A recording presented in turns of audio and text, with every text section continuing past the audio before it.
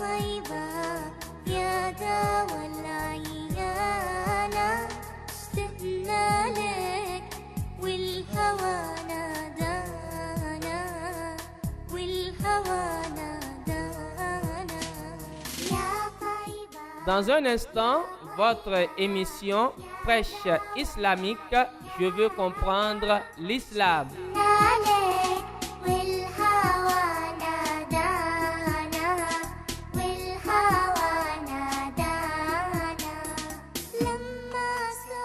Dans un instant, votre émission Prêche islamique, je veux comprendre l'islam.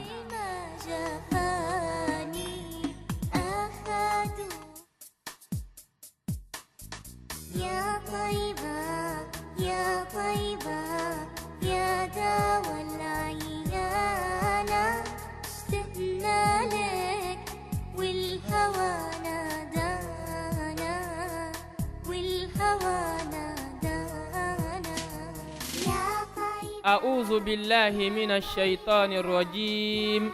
بسم الله الرحمن الرحيم.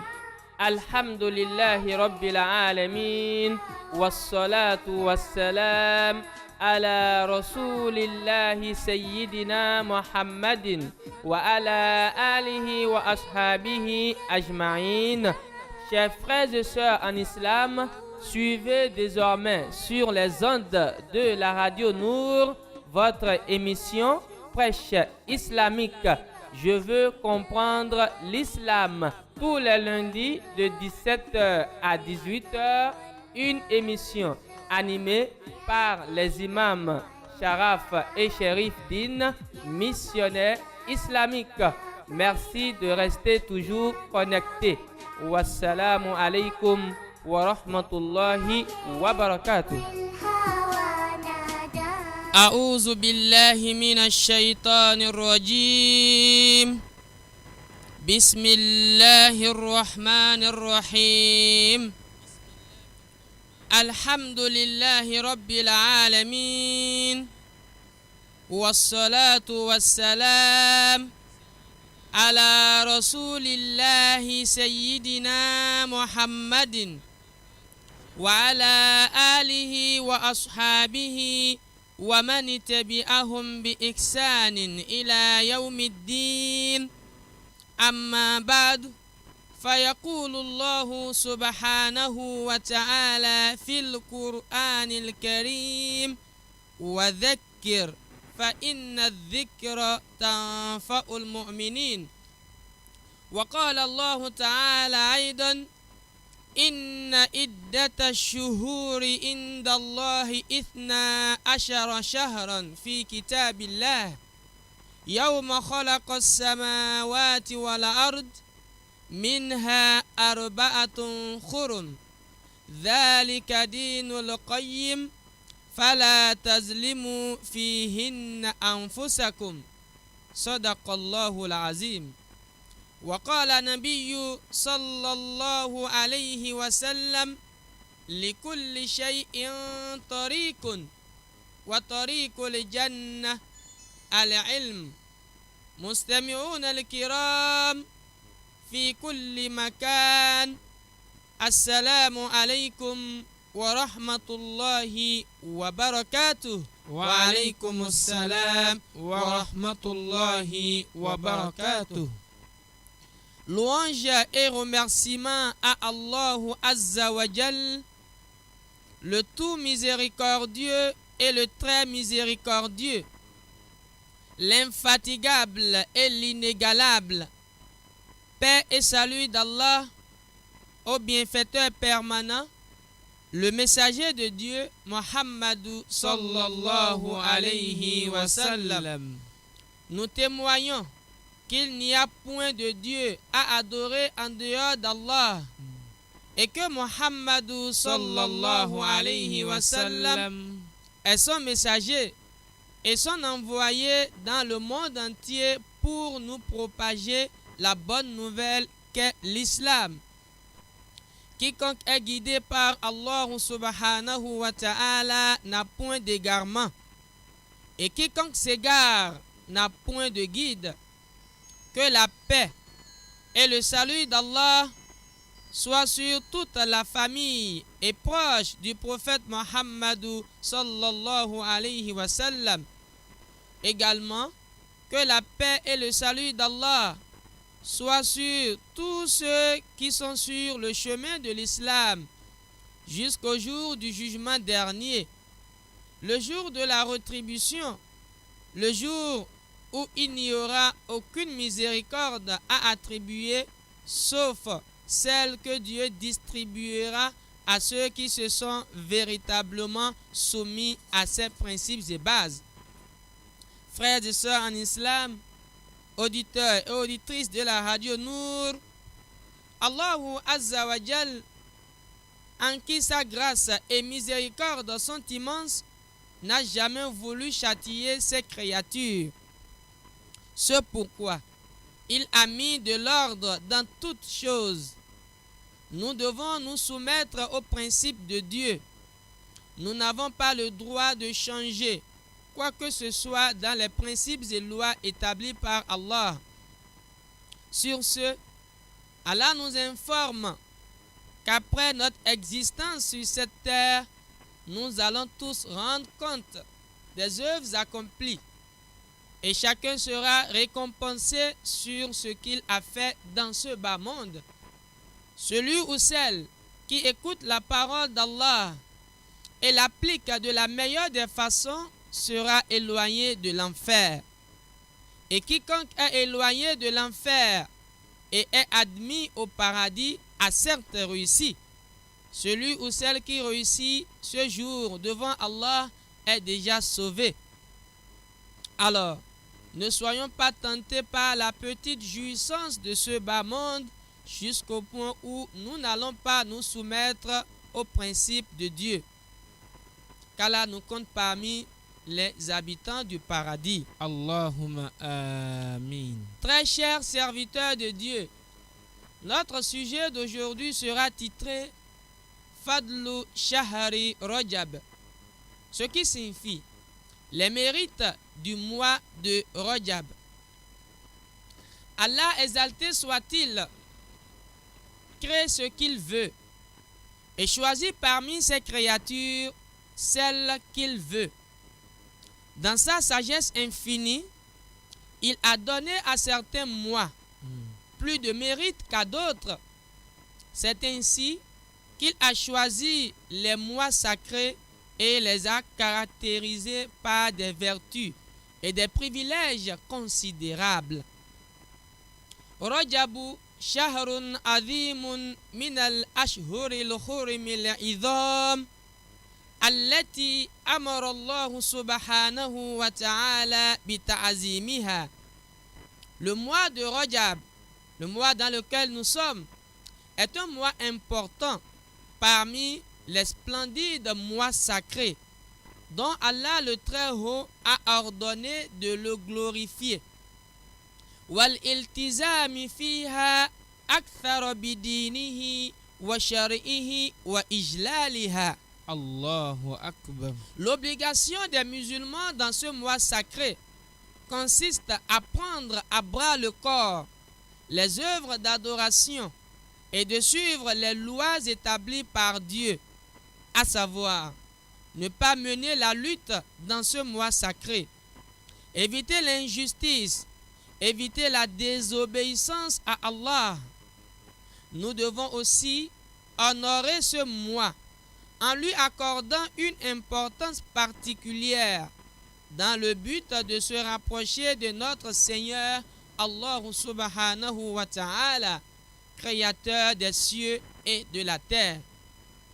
فقال جل وعلا في القرآن الكريم إن عدة الشهور عند الله 12 شهرا في كتاب الله يوم خلق السماوات والأرض منها 4 حرم ذلك دين القيم فلا تظلموا فيهن أنفسكم.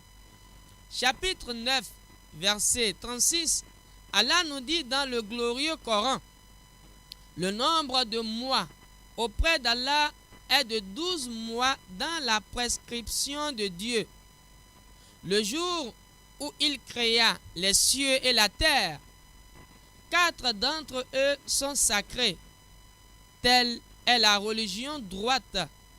Durant ces mois, ne faites pas de tort à vous-même. Frères et sœurs en islam, pendant ce mois sacré, Rajab, évitez de commettre des péchés et ne vous faites pas tort à vous-même. Plutôt, observez le chemin de la vérité. Car une faute commise dans ce mois est considérée comme très grave.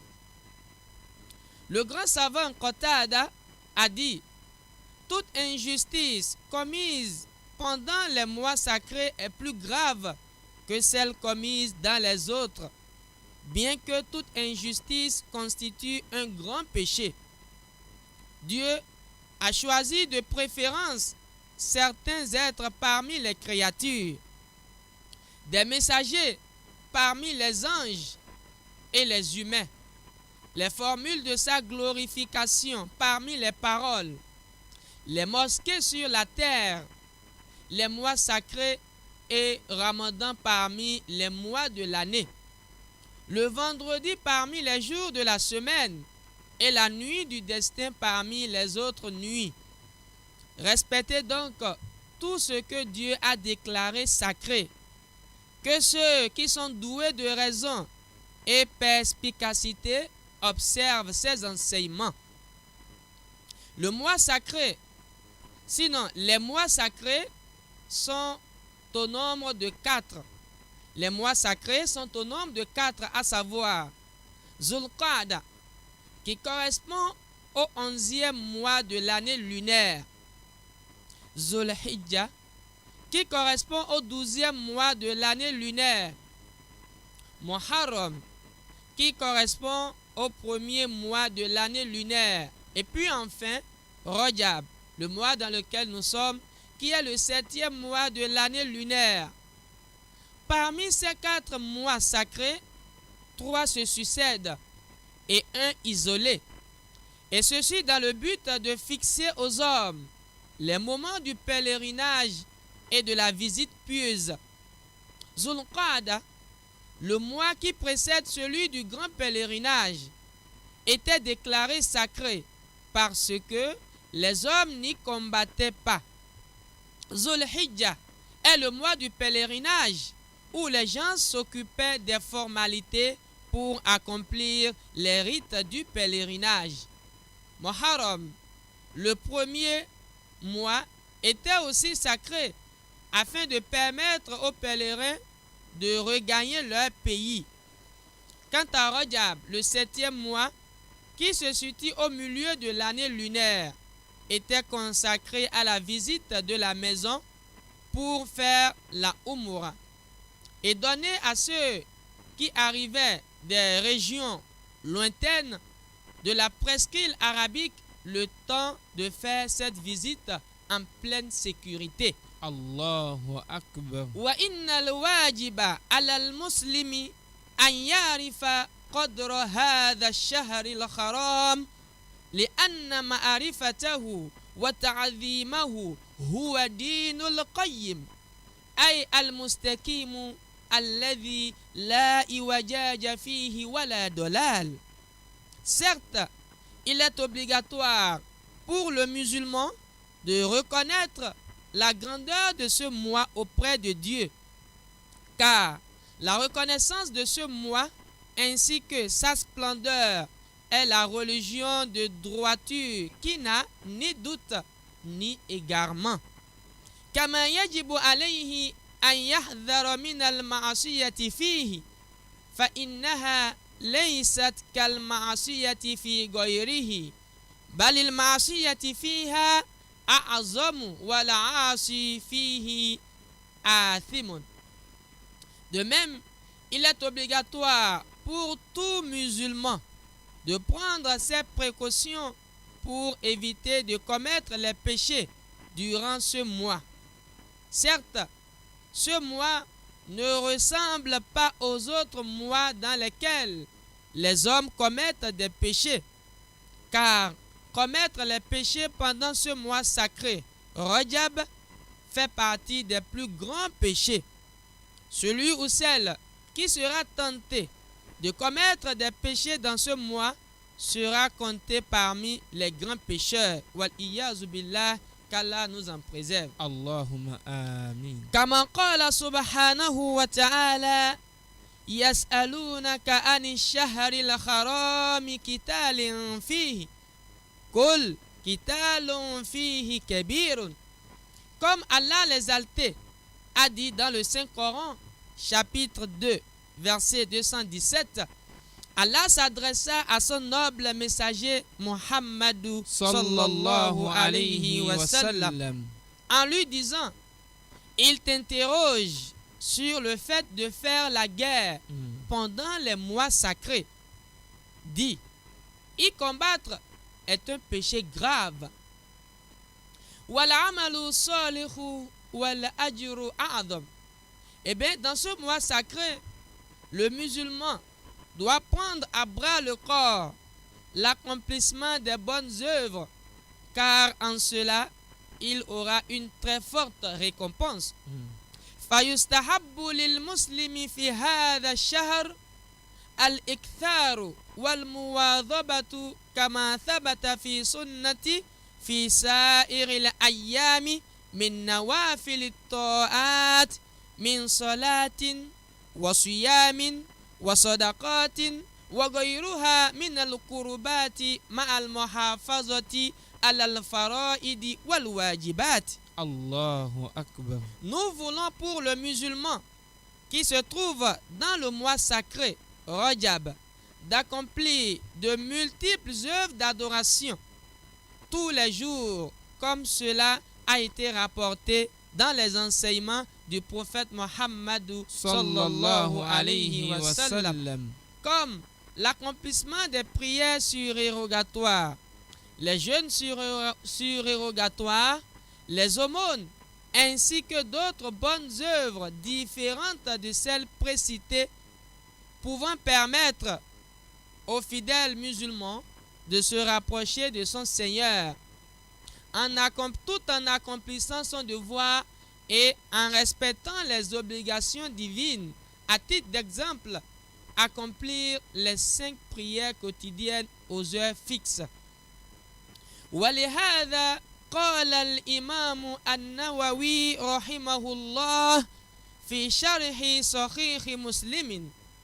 Et c'est pour cela que l'imam An-Nawawi, que la miséricorde d'Allah soit sur lui, Amin. nous dit dans l'explication qu'il a donnée dans le livre Sahih Muslim: وَلَمْ يَثْبُتْ فِي صَوْمِ رَجَبٍ نَهْيٌ وَلَا نَدَبٌ لِأَيْنِهِ وَلَكِنَّ أَصْلَ الصَّوْمِ مَنْدُوبٌ إِلَيْهِ. Allahu Akbar. Il n'a pas été corroboré, c'est-à-dire confirmé, que le messager de Dieu a interdit aux gens de jeûner pendant le mois de Rajab. Non. Et de même, le messager d'Allah n'a obligé personne de jeûner durant ce mois. Mais jeûner dans ce mois sacré, Rajab, fait partie de la sunna du prophète Muhammad sallallahu alayhi wa sallam. Wa fi sunani Abi Dawud anna Rasulallahi sallallahu alayhi wa sallam nadaba ila sawmi min al-ashhuril khurumi wa Rajabun ahaduha. Il a été dit dans les enseignements du prophète Muhammad sallallahu alayhi wa sallam que Abu Daoud nous a rapporté. Il dit: certes, le messager de Dieu Muhammad sallallahu alayhi wa sallam, que la paix et le salut d'Allah soient sur lui, Amin. a ordonné aux gens de jeûner dans les mois sacrés, et Rajab en fait partie. C'est-à-dire, Rajab est l'un de ces mois sacrés.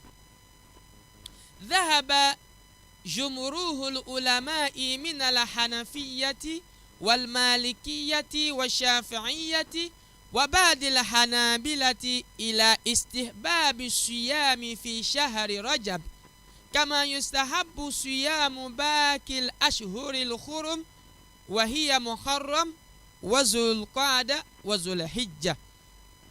La majorité des savants de la jurisprudence parmi les imams Abu Hanifa et son groupe, l'imam Malik et son groupe, l'imam Shafi'i et son groupe, ainsi qu'une partie du groupe de l'imam Ahmad, ils sont tous unanimes que le musulman peut jeûner dans le mois de Rajab. Et nous voulons aussi que le musulman jeûne dans les autres mois sacrés, à savoir Muharram, Zul Qa'da et Zul Hijjah. واستدلوا لذلك ببعض الأحاديث الواردة منها قوله صلى الله عليه وسلم حين سئل عن سبب صومه شهر شعبان ذلك شهر يغفل الناس عنه بين رجب وشعبان بين رجب ورمضان رواه Nasa'i. Eh bien, ces grands imams se sont basés sur certains enseignements du noble messager Muhammad sallallahu alayhi wa sallam, allant dans ce sens pour en donner une confirmation. Lorsqu'on interrogea le noble messager de savoir pourquoi jeûne-t-il dans le mois de Sha'ban, il répondit en disant ذلك شهر يغفل الناس عنه بين رجب ورمضان. C'est un mois situé entre Rajab et Ramadan, mois auquel les gens ne font pas attention. Hadith rapporté par An-Nasa'i. قالوا دل هذا الحديث على أن شهري رجب ورمضان شهر عبادة وطاعة لا يغفل الناس عنها. Les quatre grands imams précités ont dit que cet enseignement prophétique vient nous confirmer que les mois de Rajab et de Ramadan sont les mois d'adoration et d'obéissance. Les gens ne négligent pas souvent ce mois. Rajab. فمن اعتاد صيام النوافل وأكثر الصيام في شهر رجب رجاء الثواب فيه فلا ينكر عليه أحد من مذاهب الفقهاء الأربعة المتعمدة. Quiconque prend le goût de jeûner et reste en état de jeûne pendant plusieurs jours dans le mois de Rajab en espérant la récompense auprès d'Allah, eh bien, aucun des quatre grands imams ne désapprouve l'acte commis par ce dernier. C'est-à-dire, il ne trouve pas mauvais ce acte, car cela fait partie des bonnes œuvres. وقد قال النبي صلى الله عليه وسلم خير الناس قرني ثم الذين يلونهم ثم الذين يلونهم. Le prophète Muhammad sallallahu alayhi wa sallam nous avait déjà dit dans l'un de ses enseignements: les meilleurs des hommes sont ceux de ma génération, c'est-à-dire les compagnons, puis ceux qui les suivent, à savoir at-tabi'in, puis ceux qui les suivent, à savoir at-tabi'i tabi'in. وورد كذلك عده أحاديث ضعيفة في فضائل شهر رجب ولكن كما قال جمهور العلماء ومن بينهم الإمام النووي شارح صحيح مسلم في كتابه الأذكار. Il a été rapporté par certains hommes que les hadiths qui incitent ou qui encouragent le musulman à jeûner dans le mois de Rajab sont tous des hadiths faibles, c'est-à-dire hadiths daïf. Mais, certes, la majorité des savants spécialistes dans le domaine des études des hadiths ont répliqué cette affirmation. Et parmi ces savants, nous avons l'imam An-Nawawi qui nous donne plus d'éclaircissements en se référant au livre Sahih Muslim dans son livre qu'il a écrit intitulé Al-Azkar, Allahu Akbar. فإنه يجوز الأخذ والعمل بالأحاديث الضعيفة في فضائل الأعمال. Certes, il est autorisé d'utiliser et de mettre en pratique les hadiths daïfs pour l'accomplissement des meilleures œuvres pouvant nous permettre de se rapprocher de notre Seigneur, Allah subhanahu wa ta'ala. Frères et sœurs en islam, auditeurs et auditrices de la radio Nour, de façon résumée, sans trop aller dans les profondeurs, nous avons 4 catégories de hadiths, à savoir hadith sahih qui occupe le premier rang, hadith hassan qui occupe le deuxième rang, ensuite hadith daïf qui occupe le troisième rang, et puis enfin hadith maudou qui occupe le dernier rang. Parmi ces 4 catégories de hadiths précités, le seul, je dis bien le seul qui est rejeté et qui ne doit pas être utilisé, c'est bien sûr hadith maudou, qui est un hadith forgé ou fabriqué et qui ne convient pas aux enseignements du prophète Muhammad sallallahu alayhi wa sallam. Les hadiths daïfs sont bel et bien des enseignements du noble messager. On l'appelle hadith daïf, c'est-à-dire hadith faible, tout simplement parce que les rapporteurs de ces hadiths sont faibles en mémoire. Allahu Akbar. En rapportant les enseignements du noble messager, des fois ils utilisent d'autres mots qui signifient les mêmes mots utilisés par le prophète Muhammad sallallahu alayhi wa sallam, sans trahir la véracité des informations. Allahu Akbar. Hukm istimal al hadith daif. Parlons du jugement réservé pour la mise en pratique des hadiths daif. هو من المقبول الذي يحتج به ويؤمل به أيضا عند جماهير العلماء من المحدثين والأصوليين وغيرهم. Les hadiths daïfs font partie des hadiths acceptés comme étant des preuves et sont également utilisés par les grands savants spécialistes des hadiths, les théologiens ainsi que d'autres savants.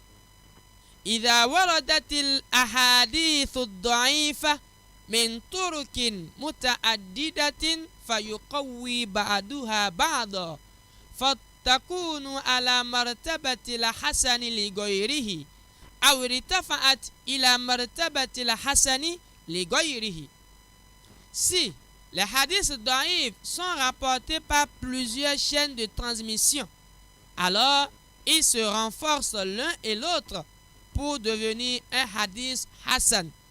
Et ceci est une notion universitaire pour ceux qui ont la chance de faire des études supérieures dans la matière que nous appelons ilmu mustalah al-hadith.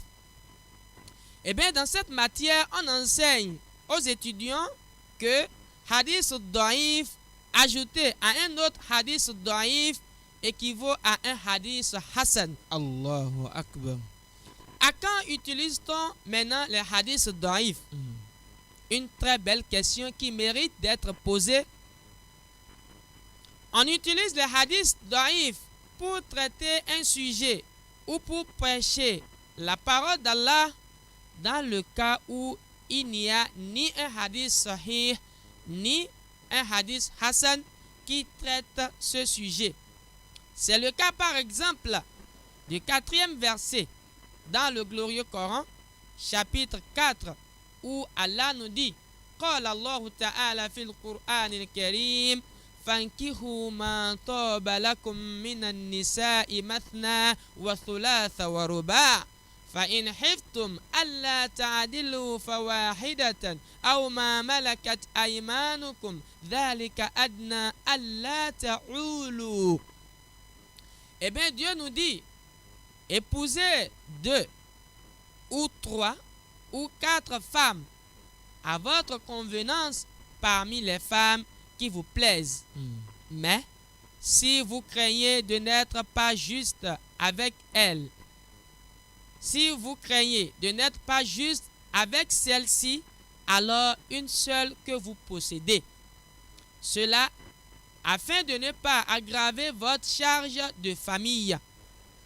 Frères et sœurs en islam, à travers ce verset coranique, qala az-Zahiriyya yajuzu lahu an yajma'a tis'atan minan niswa. Les savants qui traduisent littéralement les versets coraniques sans chercher à bien comprendre le fond des versets coraniques ont dit à propos de ce verset qu'il est autorisé à un homme d'épouser 9 femmes parmi les femmes dans un même temps. C'est-à-dire, selon eux, ils ont fait l'addition des femmes 2 plus 3 plus 4, ce qui donne 9 femmes au total. Alors, cela devient un peu bizarre selon leur tradition. Les hadiths que nous appelons hadiths da'if, à travers ce verset coranique, les seuls hadiths, je dis bien les seuls hadiths qui nous ont confirmé que leur démonstration était fausse et qu'il n'était pas permis à l'homme d'avoir 4 femmes sont tous des hadiths da'if. Ce sont ces hadiths-là qui nous ont montré que leur démonstration était fausse. Et c'est grâce à ces hadiths da'if que nous avons pu distinguer la vérité du mensonge. Sinon, les gens traduiront mal les versets coraniques. Ceci étant, frères et sœurs en islam, sachons très bien que les hadiths da'if sont bel et bien les propos du noble messager Muhammad sallallahu alayhi wa sallam. Et ces hadiths-là occupent le 3e rang. Lorsqu'il n'y a pas un hadith sahih, un hadith hasan qui traite un sujet, eh bien vous êtes obligé d'utiliser les hadiths da'if. Les hadiths qui ne doivent pas être utilisés et qui constituent des mensonges fabriqués, c'est bel et bien les hadiths mawdu'. Mais aujourd'hui, on a l'impression que les gens ont tout mélangé et n'arrivent pas à faire la part des choses. Même celui qui n'a pas fait les études arabes, lorsqu'on lui prêche la parole d'Allah, il s'amuse avec les enseignements du prophète. Ils vous diront: ah, imam, ça c'est un hadith faible, ce que vous venez de mentionner. Ce n'est pas un hadith authentique. La ilaha illallah. Frères et sœurs en islam, je nous en prie, évitons de s'amuser avec les propos du prophète Muhammad sallallahu alayhi wa sallam. Car l'islam, c'est la science qui maintient cette religion. Quand on ne sait pas, il faut donc toujours demander et chercher à savoir plus. Je dis bien, les seuls hadiths qui ne sont pas autorisés à mettre en pratique, c'est bien sûr les hadiths mawdu' et non les hadiths da'if. Qu'Allah nous fasse comprendre l'islam. Amin. Ces hadiths da'if sont bel et bien les enseignements du prophète Muhammad sallallahu alayhi wa sallam. Alors, très chers serviteurs de Dieu, il est important de savoir que le mois de Rajab fait partie des mois sacrés. Le jeûne surérogatoire au cours de ce mois est recommandé en vertu des hadiths généraux qui recommandent aux fidèles musulmans de multiplier le jeûne au cours des mois sacrés. Wa min tilkal ahadithi qawluhu sallallahu alayhi wa sallam: man sama min rajabi yawman kana kasiyami shahrin wa man sama minhu sab'ata ayyamin guliqat anhu abwabul jahimi sab'a wa man sama minhu 8 ayyamin futihat lahu abwabul jannati 8 wa man sama minhu 10 ayyamin budilat sayyi'atuhu hasanatin. Et parmi ces hadiths daïfs, le noble messager Muhammad Sallallahu alayhi wa sallam nous dit dans l'un de ses enseignements ce qui suit: le jeûne d'un jour de Rajab équivaut au jeûne d'un mois. Quiconque y jeûne pendant 7 jours, eh bien les 7 portes de l'enfer seront fermées devant lui Allahu Akbar. Et quiconque y jeûne pendant 8 jours trouvera les 8 portes du paradis ouvertes devant lui. Et quiconque y jeûne pendant 10 jours verra ses péchés transformés en œuvres pieuses. Allahu Akbar. وقوله صلى الله عليه وسلم إن في الجنة نهرا يقال له رجب ماؤه أشد بيضا من اللبن وأخلى من العسل من صام يوما من رجب سقاه الله من ذلك النهر. De plus, le noble messager nous enseigne ceci en disant: Rajab est l'un des fleuves du paradis. Ce fleuve est plus blanc que le lait, est plus doux que le miel.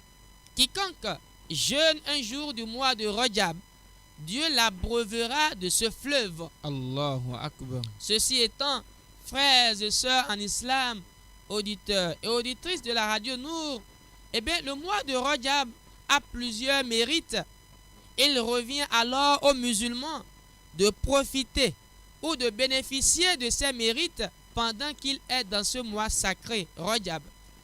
لذلك قال صلى الله عليه وسلم رجب شهر الله وشعبان شهري ورمضان شهر أمتي فمن صام يوما من رجب إيمانا واحتسابا استوجب رضوان الله الأكبر وأسكن الفردوس الأعلى. Et c'est pour cela que le messager d'Allah Muhammad sallallahu alayhi wa sallam nous dit: certes, le mois de Rajab est le mois de Dieu et le mois de Shaban est le mien. Quant au mois de Ramadan, c'est le mois de ma communauté. Quiconque jeûne un jour du mois de Rajab avec foi et dans l'espoir de la récompense de Dieu, il obtiendra la plus grande satisfaction de Dieu et gagnera ensuite sa place dans le plus haut paradis, Al-Firdaus. كان رسول الله صلى الله عليه وسلم يصوم حتى نقول لا يفطر ويفطر حتى نقول لا يصوم وقول نبي صلى الله عليه وسلم بعد كلام طويل صم من الخرم واترك.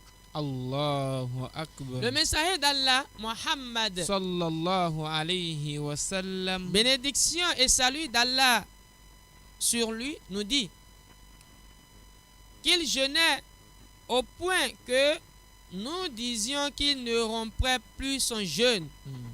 C'est-à-dire, le messager d'Allah jeûnait au point que nous disions qu'il ne romprait plus son jeûne. Puis il mettait fin, de sorte que nous disions qu'il n'allait plus jeûner. Ainsi, après un long enseignement, le messager d'Allah dit à ses compagnons: jeûnez dans les mois sacrés si vous voulez, ou bien laissez tomber. À travers cet enseignement prophétique, nous comprenons sans doute que le jeûne du mois de Rajab n'est ni une obligation, ni une interdiction. Alors, celui ou celle qui a la capacité, eh bien qu'il jeûne dans ce mois de Rajab. Et celui ou celle qui n'a pas la capacité, qu'il laisse le jeûne. Mais il est toujours préférable de jeûner quelques jours durant ce mois si nous sommes en pleine santé, afin de bénéficier les mérites de ce mois. Alors, frères et sœurs en islam, sachez très bien qu'il n'y a aucune innovation dans le fait de jeûner pendant plusieurs jours ou peu de jours dans le mois de Rajab. N'interdisez pas aux gens de jeûner et ne les obligez pas à jeûner.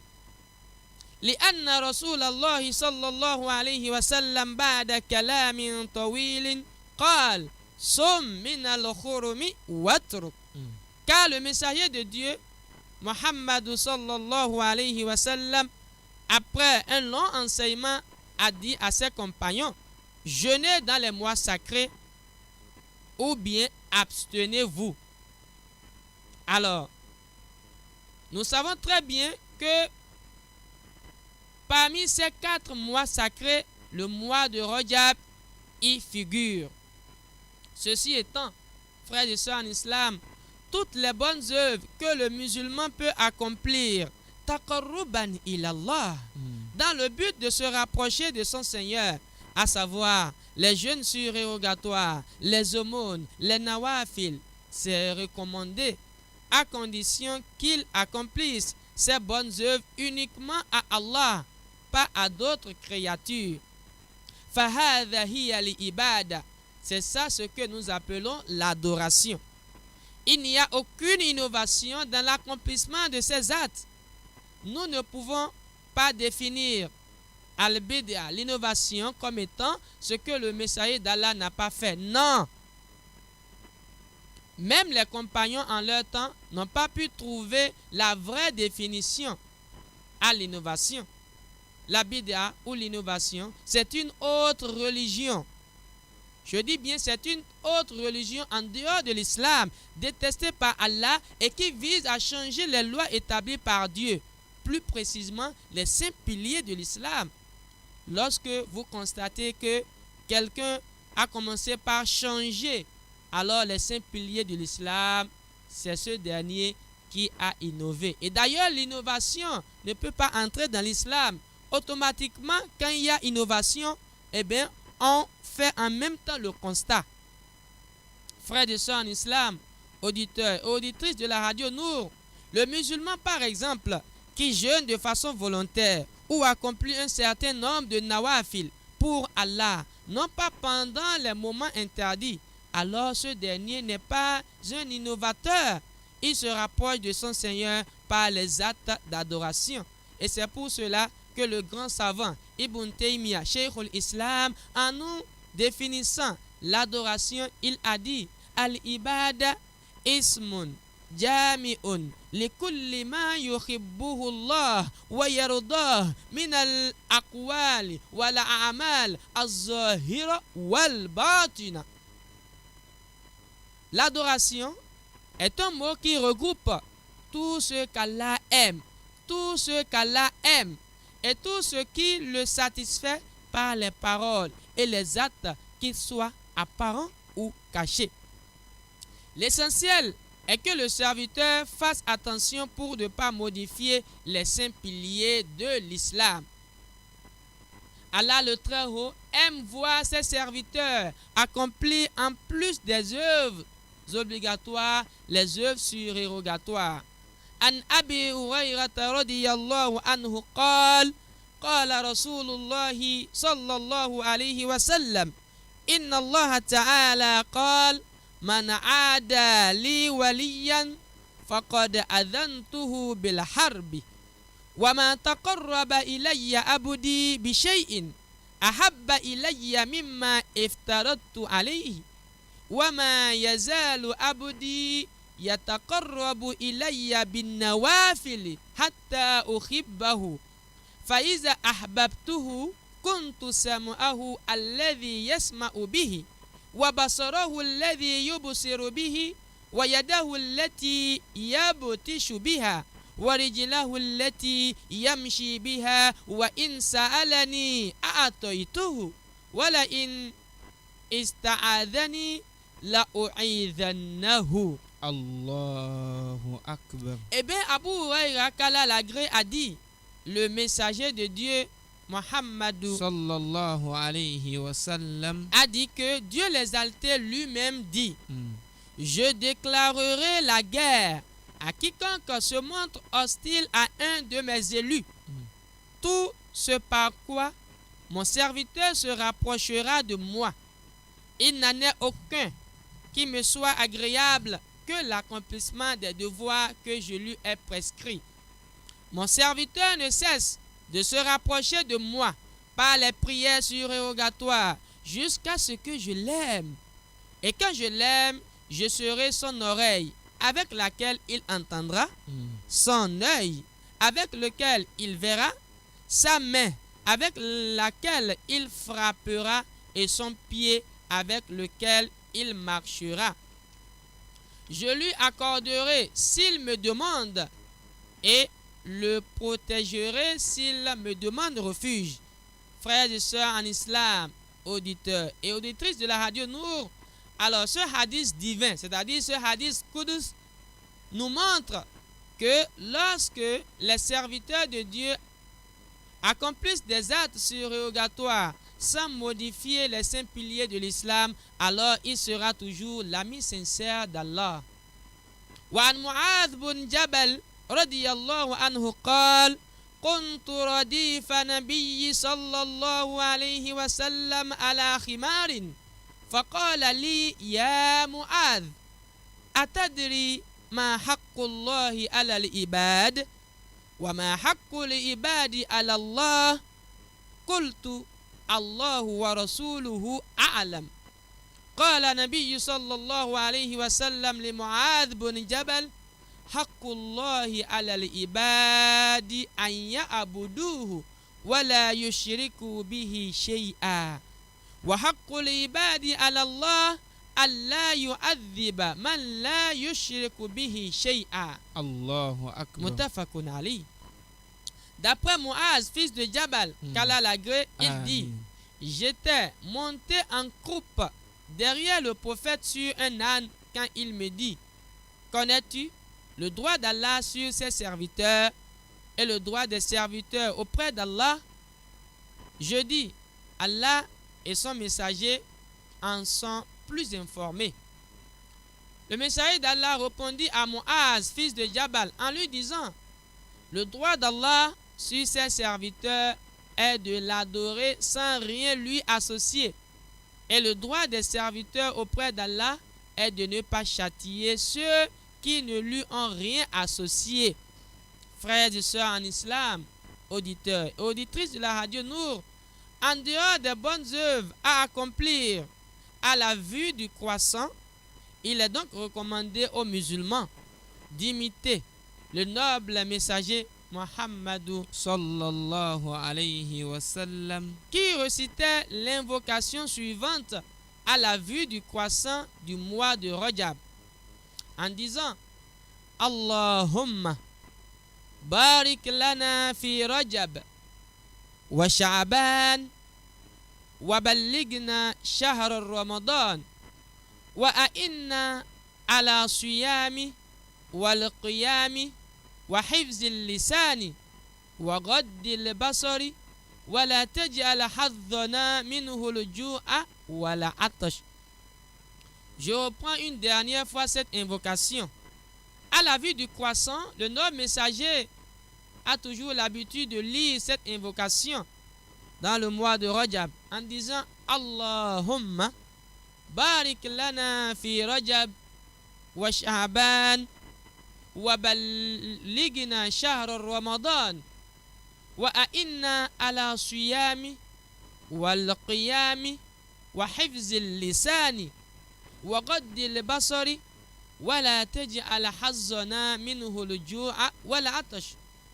Ce qui signifie: ô mon Dieu, bénis-nous pour l'avènement du mois de Rajab et de Sha'ban et fais-nous atteindre le mois de Ramadan. Aide-nous aussi à observer le jeûne, la veillée d'adoration, la rétention de notre langue et de notre vue, pour qu'on ne dise pas le mal et pour qu'on ne regarde pas l'interdit. Et ne nous compte pas parmi ceux qui auront la faim et la soif. Allahumma amin. Eh bien, frères et sœurs en islam, cette invocation est donc recommandée à tout un chacun de nous de reciter cela une fois que nous sommes dans ce mois sacré, le mois de Rajab. J'espère que le point final de l'enseignement sera donc placé à ce niveau. Nous avons encore quelques 10 bonnes minutes pour ceux-là qui veulent participer à cette émission prêche islamique. Je veux comprendre l'islam que nous animons tous les lundis de 17h à 18h. Pour ceux qui veulent participer à cette émission, les numéros à composer sont le 8817 ou bien le 04 85 62 95. Eh bien, frères et sœurs en islam, auditeurs et auditrices de la radio Nour, vous êtes en direct de votre émission Fraîche islamique. Je veux comprendre l'islam. Nous avons bien sûr parlé des mérites du mois de Rajab. Pour ceux qui veulent participer à cette émission, vous êtes à l'honneur au 8817 ou bien le 04 85 62 95. Merci pour la compréhension. Allô, assalamu alaikum.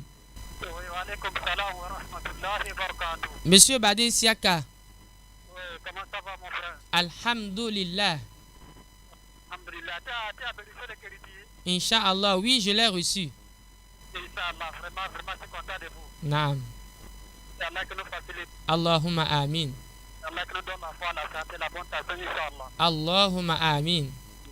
Bon, merci beaucoup, Anna. De rien, qu'Allah vous récompense de la meilleure des façons.